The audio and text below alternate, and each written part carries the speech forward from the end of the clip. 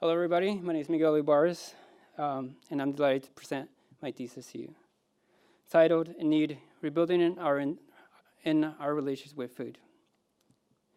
And I'll start with this. Food can be many things. It can be an ingredient, it can be an emotion, it can be our culture. What I explore in my thesis is how food can be a material for design. My love for food and design started in this magical place called Domaine de Boisbuchet, where I was part of a 10-day immersive design workshop led by Alan Trochanoff and Emily Botts. Here, after several years later, has led me to this very stage. The menu for today: a mouche bouche, which is a pre-appetizer, which deals with my research; the appetizer, design tools, and a digital table; the entree, and experience design. Also my business enterprise. And for dessert, a speculative design. Now let's begin with research. I'll present to you 4 books that are very influential. First, Cooked by Michael Pollan, which explained the importance of cooking missing from our current Western culture. Hungry City, that showed me how food has and still shapes our city landscapes. Consider the Fork by Big Wilson, that showed me how food has and still has shaped our daily kitchen utensils. The Hand, which was one of the most influential books that taught me about the conversations that we have with our hands and our food and our minds.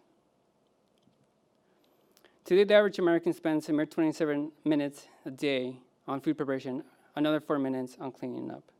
What does this mean? That we're spending more time watching cooking shows than actually cooking. And we surround ourselves with devices that push us away from actually engaging in our everyday lives. And I had the privilege to talk to 18 designers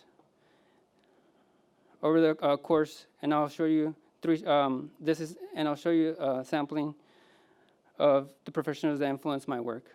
First, Claire Harden, which guided me to the importance of the kitchen as an economic force in our society.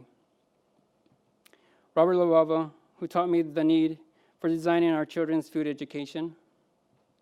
Ethan Smith, with great honesty, explained the need for change in the current restaurant culture. The Appetizer, design tools. With this question, I ask, how can emotions shape our physical world? How can our hands actually shape what we have? And this is a series of case studies, and I discovered that generosity needed to be shared, and I invited a friend to shape this clay with me. This led to this question: what are the tools others can use to shape generosity?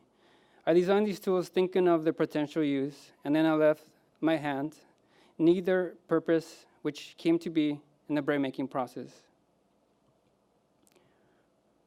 How through the actual making and doing, I was able to have a deeper conversation with the bread, the tools, myself, and it allowed me to be present and fully engaged in what I was doing. This is one of the ways I now find myself being, and creating this definition of kneading, working out your thoughts and emotions through action. In reflection of this definition, I continued in exploring the tools and bread. And if you haven't guessed already, I love bread. This is why I decided for the past 8 months to make it by hand, in order to fully appreciate the love I have for it. If you're around me, I'll gladly share my labor of love like I have for the past year to my friends and family. The Appetizer, a digital table. Can we practice physical cooking techniques through a playful digital kitchen experience? Elements, a digital work table where you can practice, play, and perfect your cooking techniques. Here I explored how you can actually improve your manual dexterity by practicing cooking techniques. And let's get started.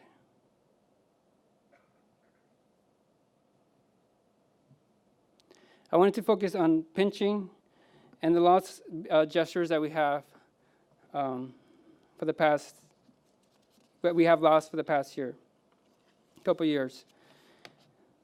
I wanted to gamify pinching and see how we can actually use our hands again to reconnect with our physical environment. And I also wanted to explore another gesture, which was smashing. And in this case, you can maybe transform yourself to the Hulk and smash for 10 seconds and actually have fun with your hands and practice with maybe potentially your children and family members.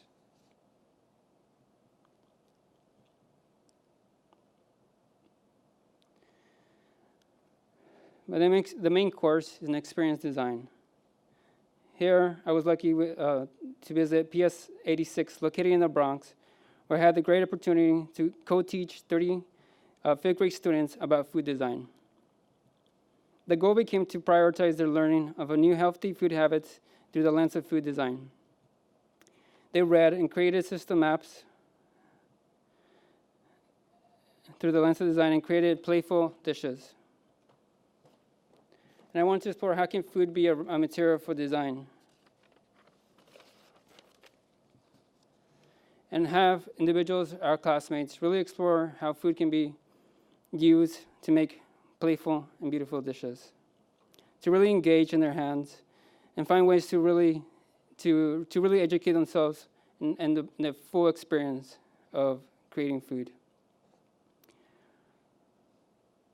And I came away with this definition. An individual that engages of a food designer, an individual that engages others in experience to better our food relationships.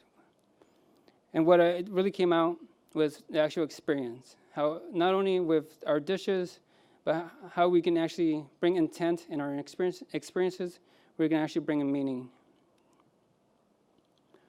The main course.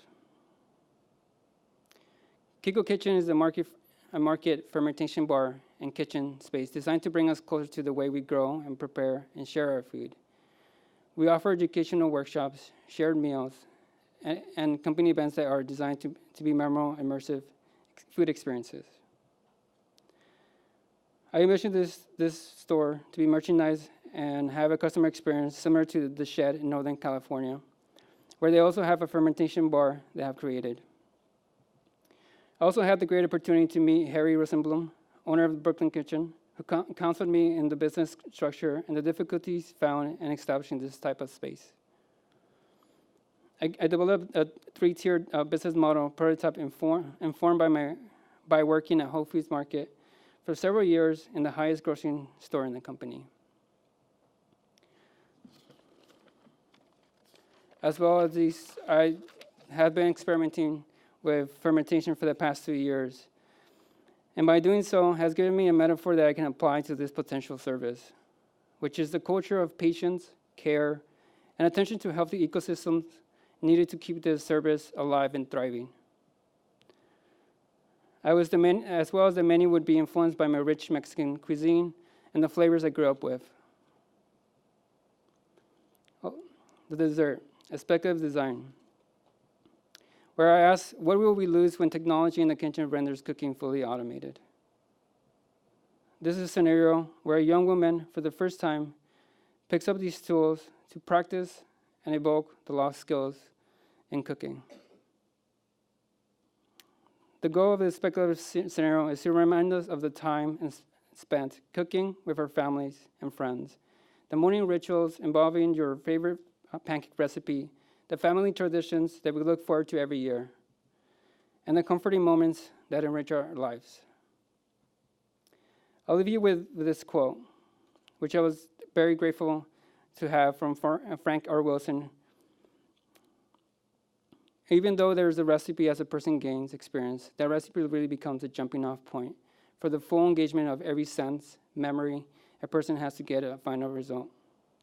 And I hope my work has made you aware of the recipes that you can use as a jumping off point to focus on what matters, which for me is and has remained a loving family and a delicious meal. Thank you.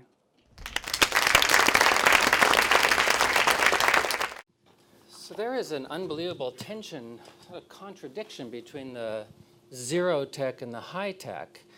There's such a mandate right now to try and use technology to get back what technology has taken away. It's sort of this unbelievable irony. You've gone straight for that and tried to reconcile these things. I actually love the pinching one. But maybe you can tell us a little bit about how you were able to navigate this and how you were able to actually make peace with it instead of just saying no to any kind of technology. The work is so poetic and so ritualistic, and yet we're living in this time that we're living in. Well, to start, I think with the definition I've developed, which has become more of a philosophy, which whatever is in some ways given to me, I try to work through and really find meaning in it rather than just set it aside. So not only within our department and also within life, any challenges that are given, I do my best to work them and work with, and therefore enriches my sense and hopefully others. Yeah, there's there's a lack of prejudgment in your work. You're, in some sense, you're not in your own way. There is also there's a presence to you in the department for the past 2 years, also a dependability and an incredible generosity of spirit and all of the things that you brought to the department, lots of cooking. Yeah. But lots of things that have social value. I see a lot of concentration on the individual in the work. You talk a lot about the social. So maybe just a half a minute or a minute on how you can move back and forth between what's personal and ritualistic as an individual and what moves, and I guess to pick up on your word, to the family. Well, one of the reasons why I feel food in itself can do that, because not only can you have a singular meal, but also a family meal. So within that sense, also adapting that metaphor, and so it's creating a way of designing where you're not only stuck within this one scenario, but it can actually adopt it to a society, and therefore always thinking about the family. In this case, I'd rather think of them as family members rather than users, and therefore be able to adapt all the things, all the skills that we gain, the services, the business models, our user journey, and rather look at it as a recipe, as a way of being again, to really help everybody engage in what we're doing and find a way of connecting with others. And I think that's, for me, has been the main goal, to always connect, not only through food, through design, through a simple gesture, handshake. It's always to connect. And I think that's, if anything, the goal of design. That's beautifully put. Thank you, Miguel. Thank you.